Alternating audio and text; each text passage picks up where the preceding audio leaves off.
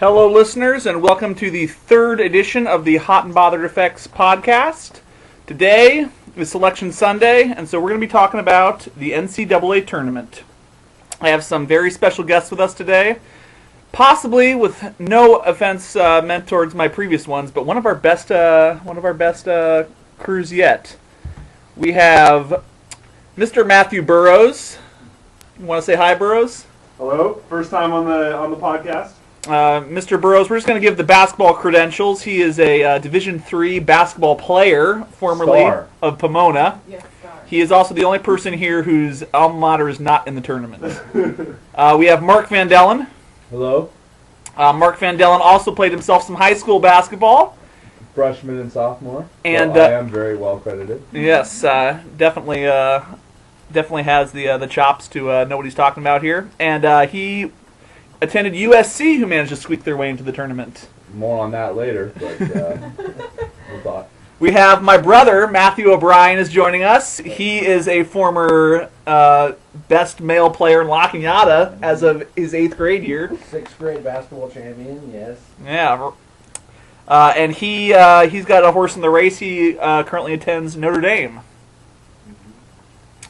We have Sarah Beatty, the all-time leading scorer in La Cañada women's basketball history. False. Or at least the starting power forward on the best team ever.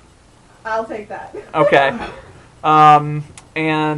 She is a recent graduate of the Wisconsin Badgers. Yes. And me, I have the least basketball credentials. I played for St. Bede back in junior high. And as I'm sure you know, I attended the Xavier University, which is rocking a 6th seed. So let's get talking. We'll start out in with just the general opinions. What do people think of the bracket as a whole? Good, bad? How'd the selection committee do?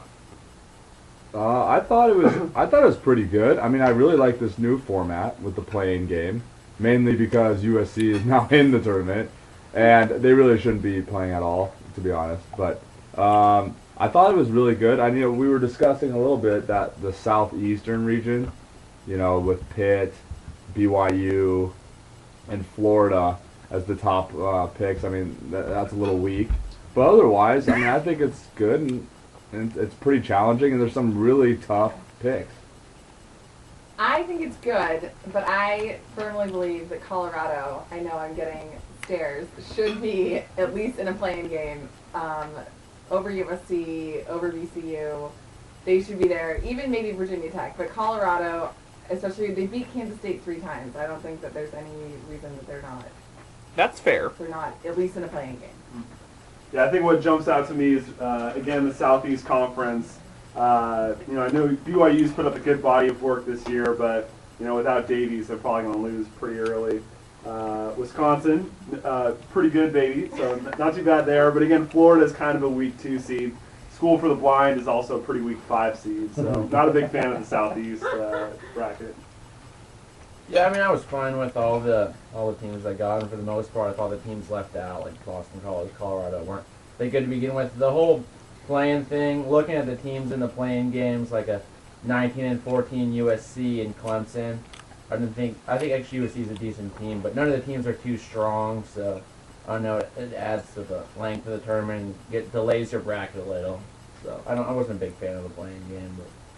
Yeah, most teams I expected got in. I think the ACC maybe has the biggest complaints, and that Boston College and Virginia Tech, I think, were both on the cusp and got left out for some other teams. But I don't feel anybody I really needed to see in the tournament didn't make it. I mean, I don't know, St. Mary's got left out, big whoop. Big whoop. I'm fine with it. I thought they did a pretty good job of seeding. I felt that it's definitely based upon the overall body of work for the year. I think they could have, in order to make it interesting, there is an aspect of it where they can do it more towards teams that are trending. And I felt that there are certain teams that are free-falling that got higher seeds than they should have. I mean, I think the biggest snub, if you ask me, I'm a Pac-10 homer through and through. Arizona, you win the Pac-10, and then you go to the finals of the Pac-10 tournament, and you're a 5 seed, and you could very well lose to Texas in the second game. And Memphis is no slouch. Yeah, Memphis is not, just because they're 12 this year, they've proven year after year that they get to the tournament and they can play well. So it's not, it's not an easy road by any means for them. That's all fair points. We ready to get to the actual picks? Yes. Let's start in the East Regional. Let's just, everyone go around and say, who do you have coming out of the East Regional? So I've got, I like Ohio State, I like Solinger, I like Diebler, but I've got UNC. Watched quite a few games with them. Their bigs are solid. Both their bigs are solid. And they got that young guy, Harrison Barnes, who could be a top pick. So I like UNC coming out of the East. I'm sorry, Sarah. I do not like the Big Ten in terms of that. Like I don't know. I just feel like sometimes they could be weak, and here I am talking like Pac-10 is very weak this year anyway. So, but yeah, I have UNC too coming out of the East. Ohio State is good. This whole year they only have 2 losses, but I don't think their strength of schedule was that hard. So I have UNC.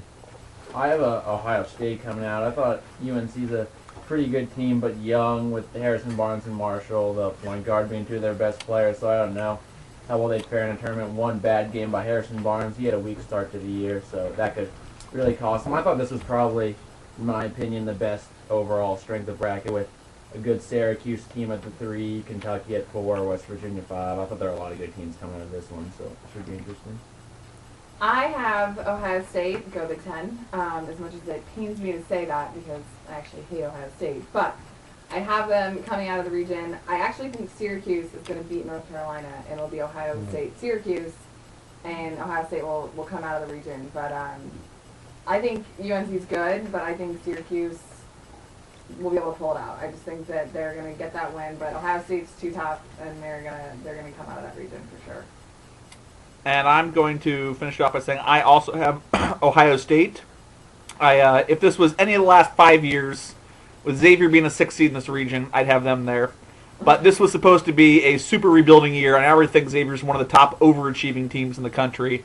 And Ohio State, to me, they just haven't lost a neutral court game this year. Their only 2 losses are at 2 of the 10 toughest places to play in the entire country. At Wisconsin, where nobody wins, and at Purdue, where very few people win. So I have yet to see somebody take them out in a fair fight, shall we say.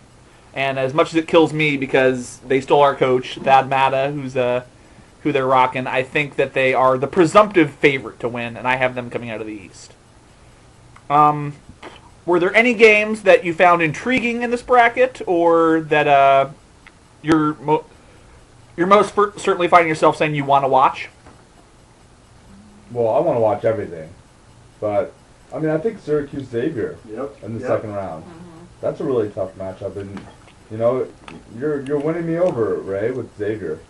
They're in it every single year. And they're playing in Ohio.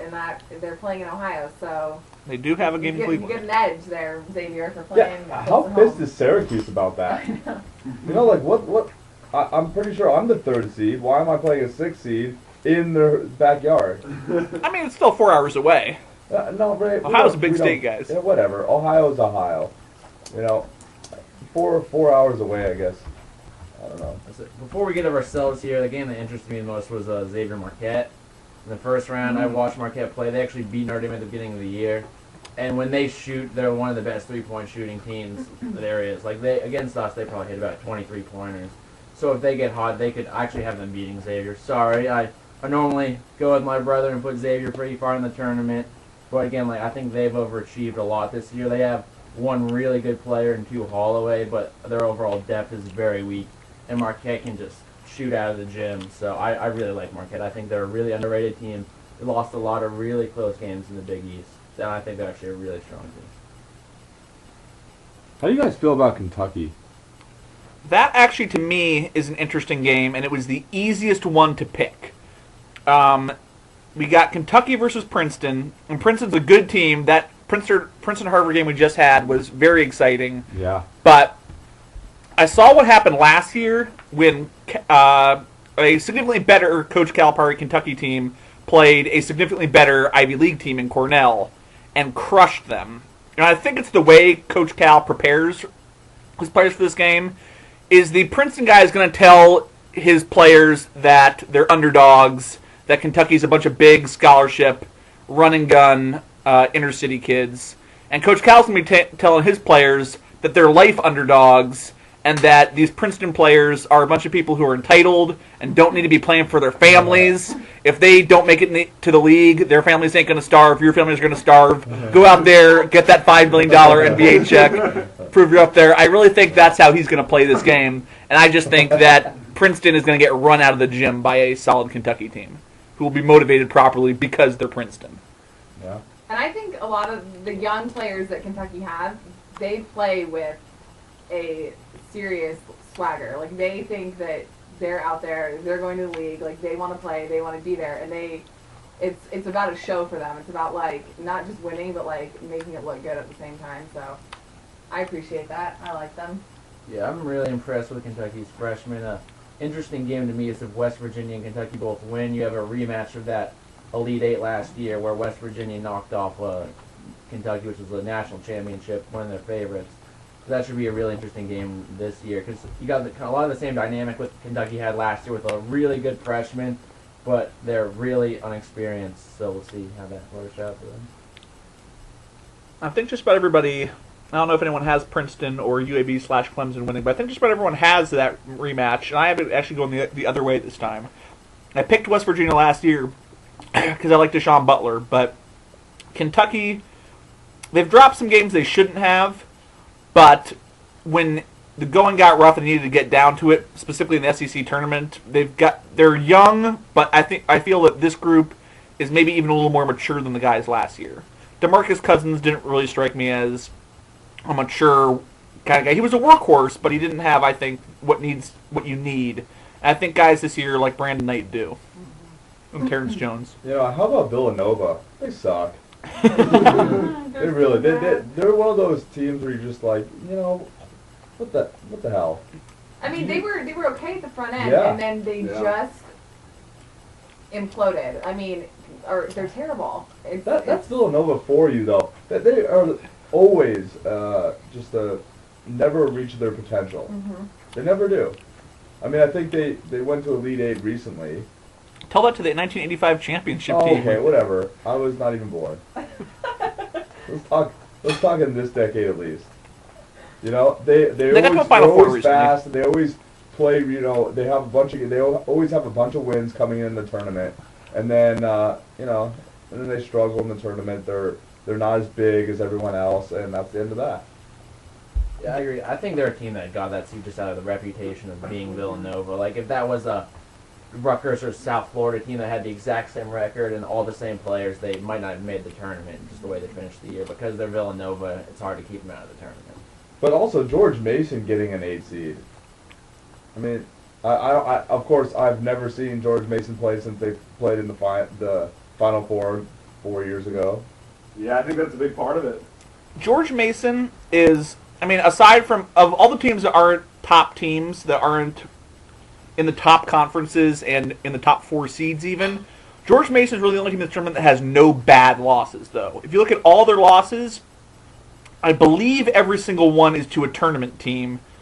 There might be one that's not, but it's to a BCS conference team that almost made it. Okay. I can't remember what all their losses are, but I remember looking at all their losses and saying, there's not a single game here that they should feel bad about. I think they've played well. Obviously, they lost in their conference tournament to VCU, which is how VCU got in. But George Mason, they've got a good track record in the past. I have them winning that game. And I do think Villanova kind of skated in, but, I mean, I give the Big East props because it's just such a tough conference top to bottom. Okay. Now, definitely sound logic. So, does George Mason have some big wins, too, or have they really just been a very consistent team this year? They've been consistent. They've got some. They don't have a real marquee win to hang their hat on. They just have the no. Basically, if you're looking at good wins versus bad losses on the little stat thing on the TV, Okay. they're going to throw in some good wins there. They're going to make you feel are good, Yep. but that aren't that impressive. But under bad losses, they can legitimately say none. Okay. Yeah, I'm definitely a big wins guy. Don't care quite as much about the bad losses. So spoiler alert.